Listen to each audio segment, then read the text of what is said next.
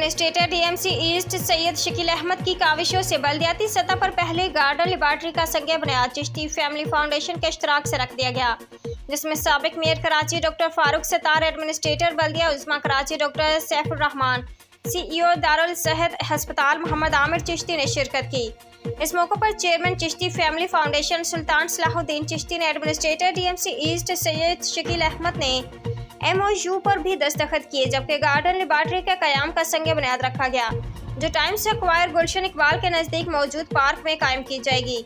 इस मौके पर साबिक मेयर कराची डॉक्टर फारूक सत्तार ने गार्डन लेबॉर्ट्री के क़याम को खुशाइंद करार दिया और कहा कि हरियाली के फ़रोग़ के लिए ये लेबॉर्ट्री अहम किरदार अदा करेगी।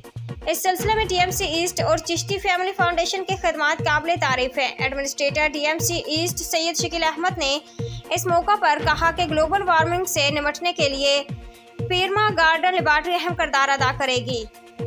Administrator Karachi doctor Saifur Rehman, CEO Darul सेहत मोहम्मद आमिर चिश्ती और डॉक्टर कमल नाजिम ने गार्डन लेबॉर्ट्री के क़याम को मिसाली करार दिया और कहा कि वक्त की ज़रूरत है कि गार्डन लेबॉर्ट्री के क़याम को यकीनी बनाया जाए। उम्दा में पकाएं और जी भर के खाएं।